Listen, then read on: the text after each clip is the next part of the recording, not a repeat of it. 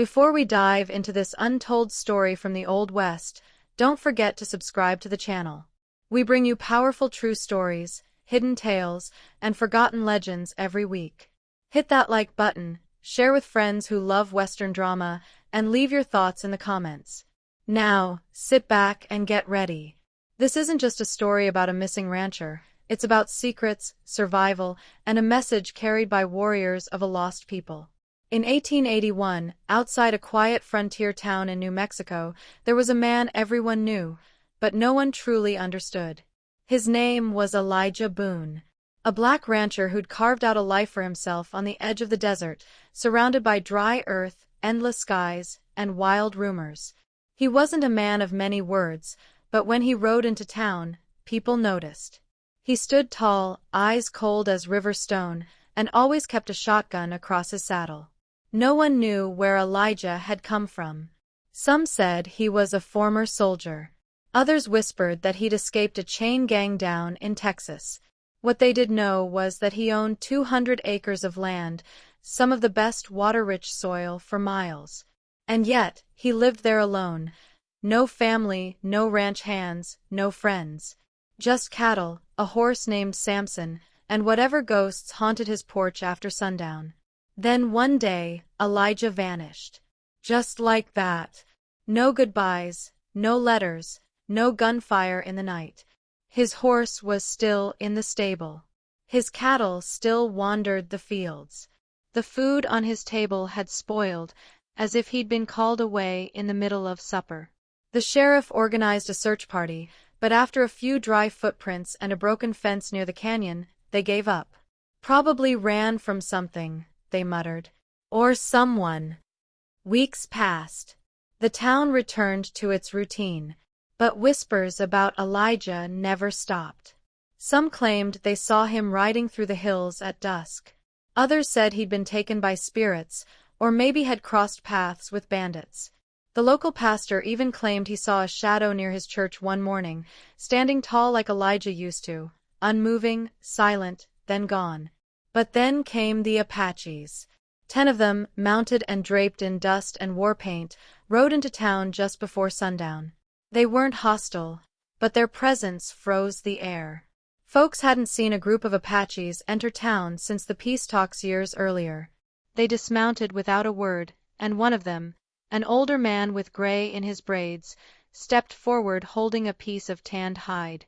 The hide had symbols on it, burned into the leather with heat and care. One symbol stood out, a circle with a line through it. The town's shopkeeper, who'd traded with Elijah years earlier, recognized it immediately. "That's Boone's mark," he whispered. "That's his cattle brand." The Apaches said nothing. They simply handed over the hide to the sheriff, turned their backs, and rode out without ever explaining themselves. The sheriff examined the hide, then noticed something stitched into its edge, a single word, hand-carved with a sharpened bone, "Still alive." That was all it took. By morning, rumors swarmed like flies. Had Elijah been taken? Was he hiding in Apache lands? Was he working with them? Or worse, was he being held prisoner? Nobody could make sense of it, but one thing was clear: Elijah Boone wasn't dead. A posse was formed. 5 men with rifles and horses set off westward, toward the lands the Apaches were known to roam. They rode for 3 days and nights, cutting across canyons, rivers, and wind-swept valleys. On the 4th day, they found something unexpected: a small circle of stones, like a ritual marker, and a trail of boot prints leading toward the mountains. Not Apache prints. Western boots. Big ones. The tracks ended near a cliff where the land dropped into a forgotten valley. Smoke rose faintly from below. One of the men, a tracker named Giles, spotted movement, a lone figure, standing near a fire. They approached cautiously, rifles drawn, unsure of what they'd find. But when they got close, their jaws dropped.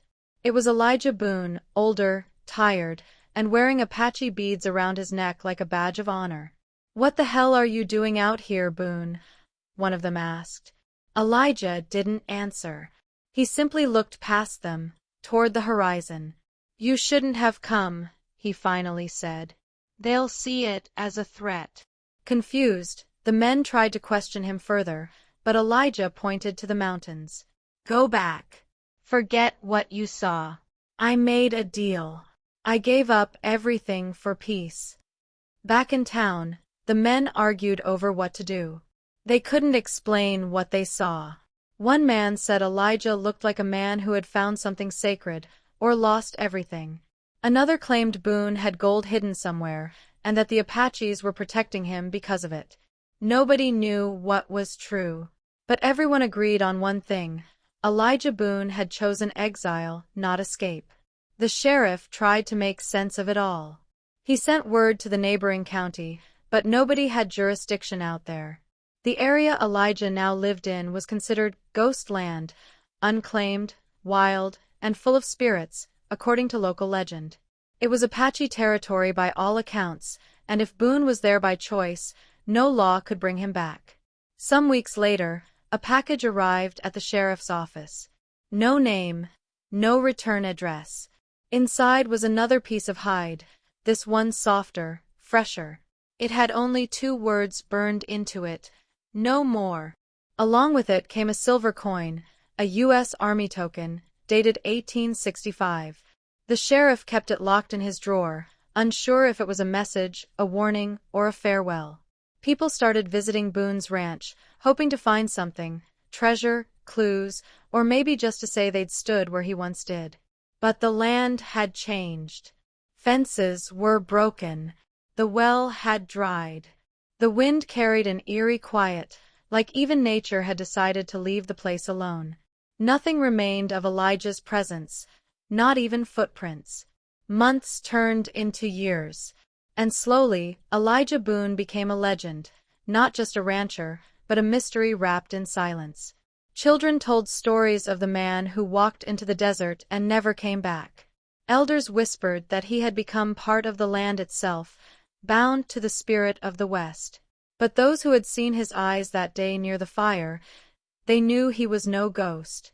He was alive, and he had made a choice few could understand. Then, on the 3rd anniversary of his disappearance, something happened. 10 Apaches returned to town. The same 10. Same horses. Same silence. But this time, they brought a wrapped bundle. They walked straight to the sheriff and handed it over without a word. When he unwrapped it, the crowd gasped. It was Elijah's old hat. Torn, dusty, but unmistakably his. Tucked inside was a letter. The letter was written in Elijah's hand. It was brief, only a few lines. "I have peace now. Don't follow me. What I found cannot be owned or shared. Let the land breathe. Let the stories end." No signature. No explanation. Just the weight of finality in ink. For many in town, it was closure. For others, it was the beginning of 100 new questions. People speculated wildly. Some said Elijah had discovered an ancient Apache temple. Others claimed he had married into the tribe and sworn a blood oath.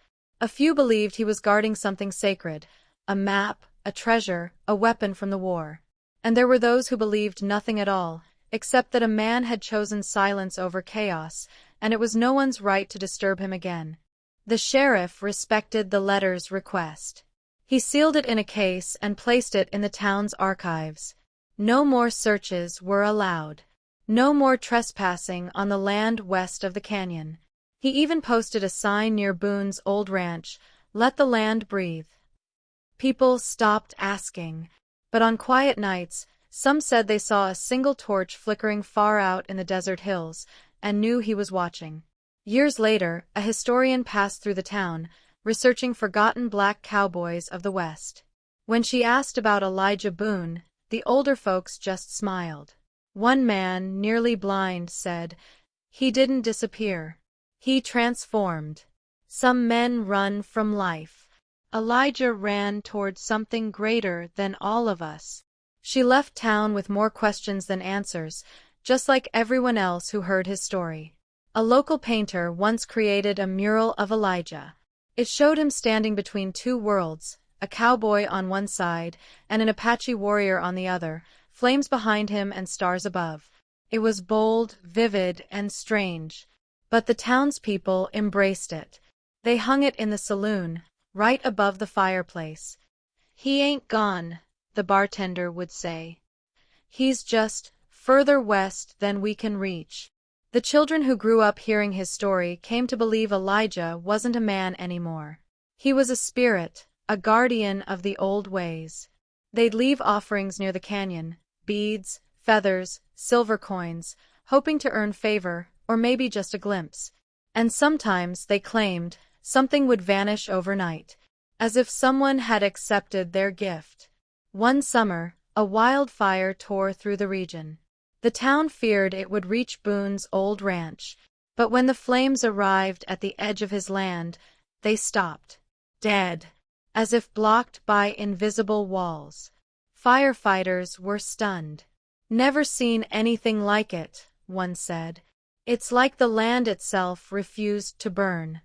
The story spread like wildfire, ironically, and Elijah's legend grew even stronger. Eventually, the town moved on. Generations passed. But Elijah Boone's story was never forgotten.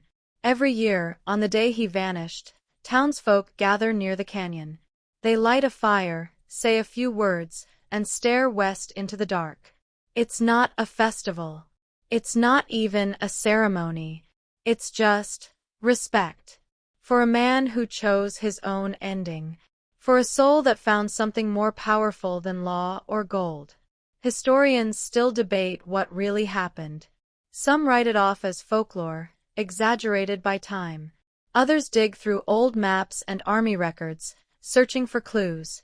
But none of them ever crossed the line near Boone's land. Even skeptics admit, something out there isn't meant to be disturbed. And whatever pact Elijah made, it still holds power. There's a trail leading west from town.